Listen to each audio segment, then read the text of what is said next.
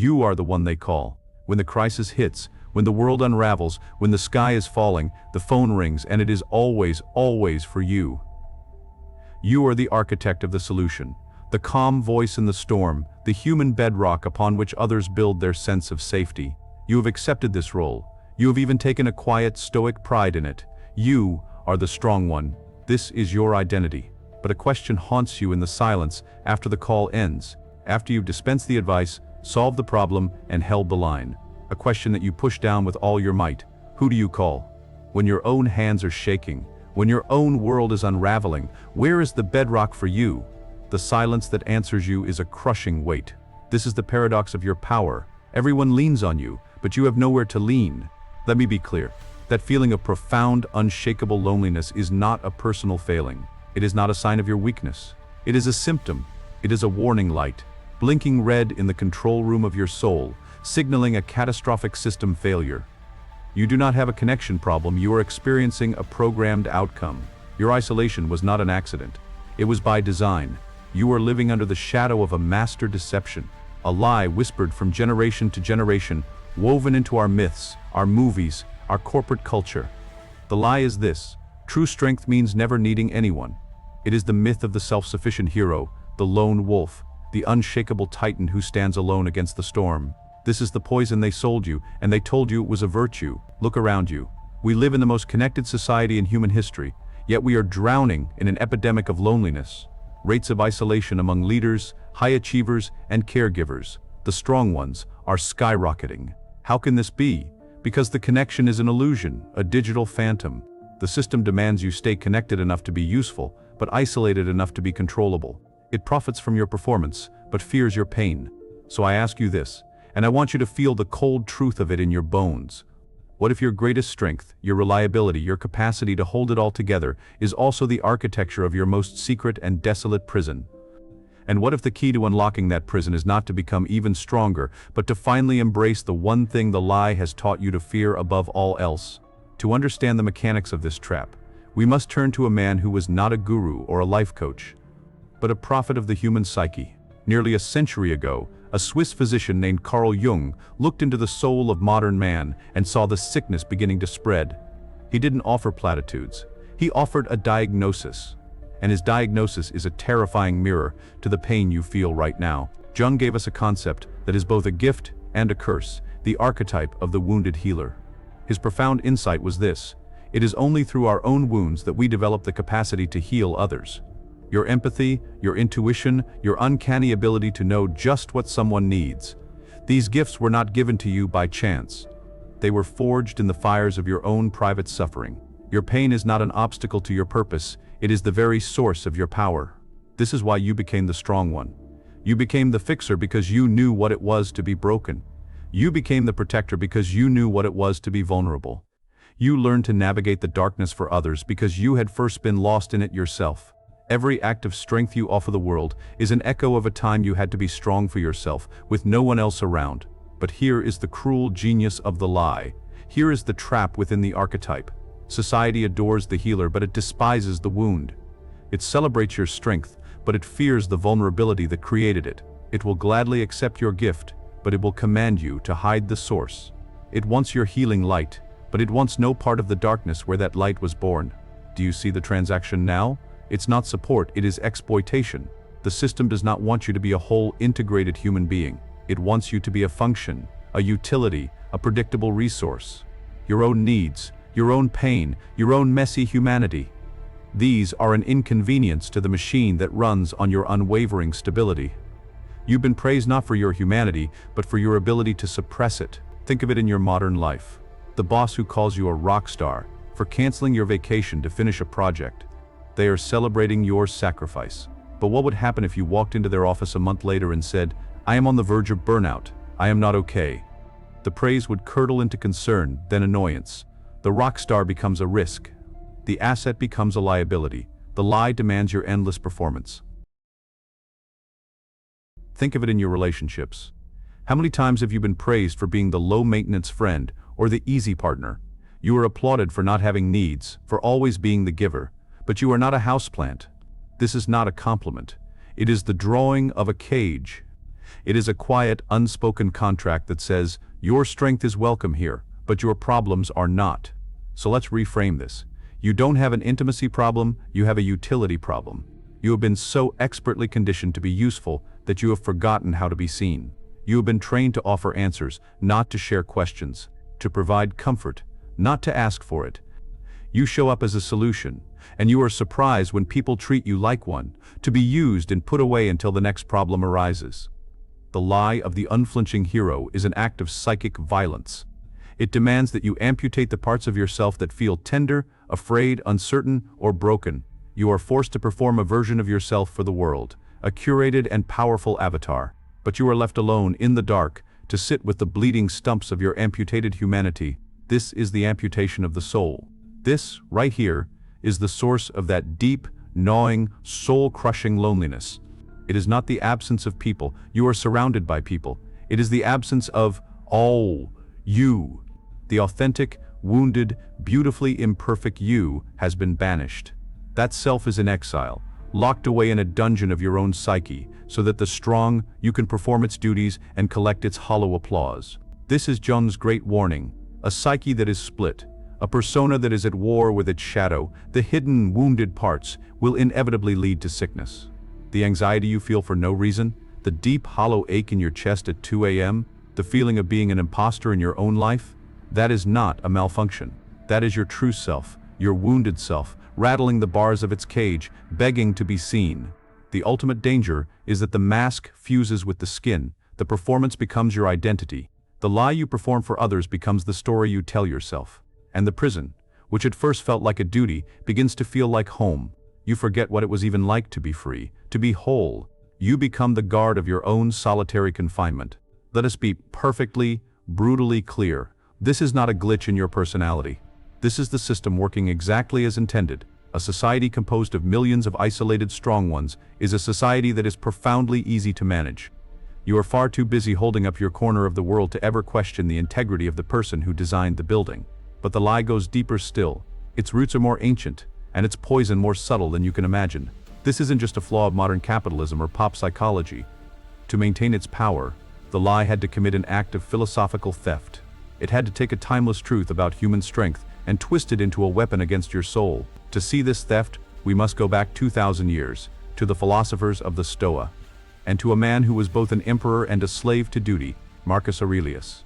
The modern world has sold you the Stoics as the ultimate prophets of individual resilience, of the stiff upper lip. This is a dangerous, intentional misreading. It is a lie built upon a stolen truth.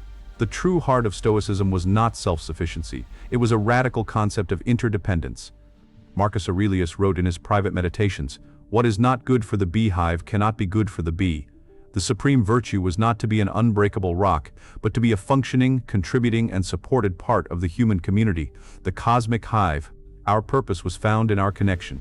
Now, see how the lie has perverted this. Modern hustle culture has stolen the Stoic ideal of inner resilience and twisted it into a mandate for outer isolation. It cherry-picked the philosophy. It kept the part about enduring hardship without complaint, but it conveniently threw away the part about us all being limbs of a single body designed to work together. It demands you act like a bee, but it destroys the hive. You have been sold a corrupted, weaponized Stoicism, a philosophy stripped of its soul and repurposed for productivity. You are told to endure, to be strong, to control your impulses. All noble ideas. But you are told to do this not for the good of the whole, but for the good of the quarterly report. You are the Stoic bee, working tirelessly for a corporate hive that will offer you no honey in return when you collapse. This is not self-mastery, it is a sophisticated form of self-slavery. The system has taken the noble idea of mastering your reactions to the world and deftly swapped it with the toxic idea of suppressing your needs from the world. It's the ultimate bait and switch of the soul. They give you the language of empowerment to enforce your own imprisonment. And the most insidious part? You have internalized the warden. You have become your own prison guard. When you feel lonely, you call yourself needy. When you feel overwhelmed, you accuse yourself of failing. When you crave support, you chastise yourself for being weak. Listen to the mantras of the modern world. Grind while they sleep. Eat what you kill. Trust no one. This is the final, ugliest form of the Stoic perversion. It actively encourages you to see other people not as fellow limbs of a single body, but as obstacles, competitors, or burdens. It isolates you by making you an island, and then sells you books on how to survive alone. You were told you were a bee in a hive, but that was a lie. You are being treated as a battery in a machine. A beehive is a living system that nourishes and sustains the bee. A machine drains a battery of its power, and, when it is spent, discards it for a new one. Your burnout, your loneliness, your eventual collapse, this is not a bug in the system. It is a feature. Here is the final uncomfortable truth. The system requires you to believe in the lie of the lone hero. Why? Why? Because isolated heroes don't organize. Isolated pillars don't question the structural integrity of the building they are holding up. They are too busy, too focused, too exhausted by the sheer weight of their manufactured burden. Your loneliness is a tool of social control. This engineered isolation prevents the most dangerous thing of all, solidarity. It prevents the profound, world-shaking realization that would occur if all the strong ones simply put their burdens down for one moment, turned to each other, and spoke the forbidden words, "I can't do this alone anymore." Imagine the power that would be unleashed. Imagine the systems that would crumble. So you have seen through the lie. You have seen the psychological trap of the wounded healer and the philosophical perversion of Stoicism. You see the prison. What now? How do you escape? The answer is not another productivity hack. It is not a new time management system. It is not found in becoming stronger. The escape is a revolution of being. It is an act of profound rebellion. The antidote to the lie is not more of the same rugged, isolated strength that has been slowly killing you. The antidote is a new, more courageous, and more authentic kind of power. It is the path of what I call sovereign vulnerability. Let's break that down. Sovereign means you are the king or queen of your own inner kingdom. You, and you alone, define your worth. You set the laws of your own emotional landscape. You decide the terms of engagement with the world. Your value is innate and non-negotiable. You are not auditioning for the role of strong ones anymore. You own the theater. Now for the most misunderstood word, vulnerabilities. Vulnerability is not weakness. Let that sink in. Weakness is being unable to protect yourself.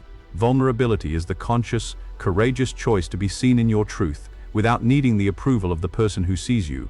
It is the sovereign act of revealing your authentic, human self-wounds and all on your own terms. Sovereign vulnerability is not a tearful confession. It is a calm declaration. It is not a desperate plea for help.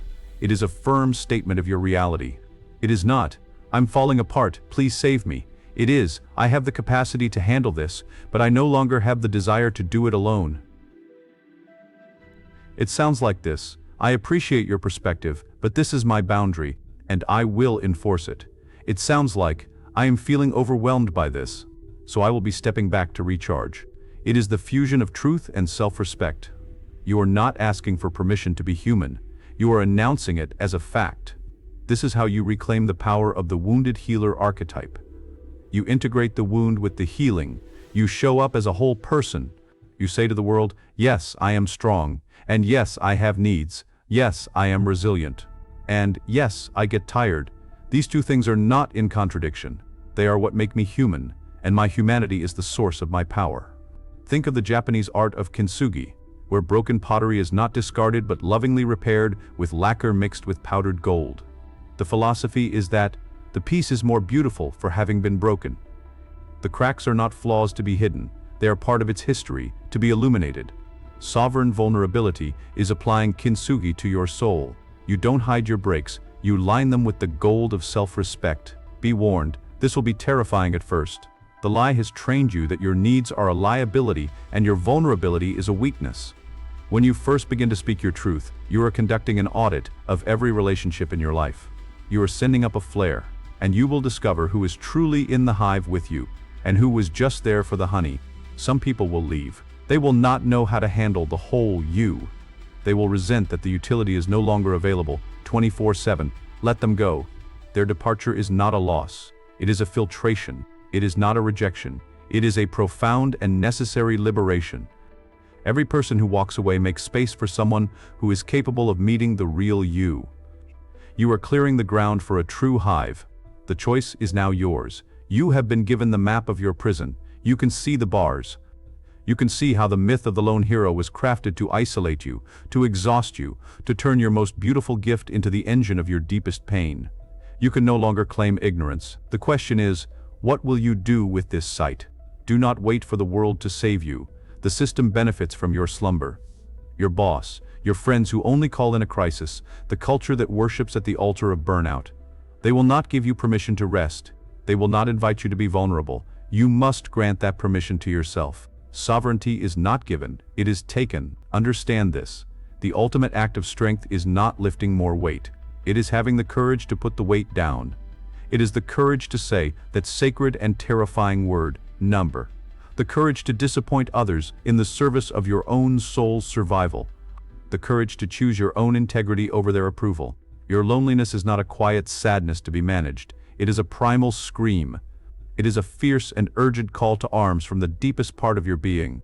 It is the voice of your exiled self, demanding that the current arrangement, the lie you have been living, is unsustainable.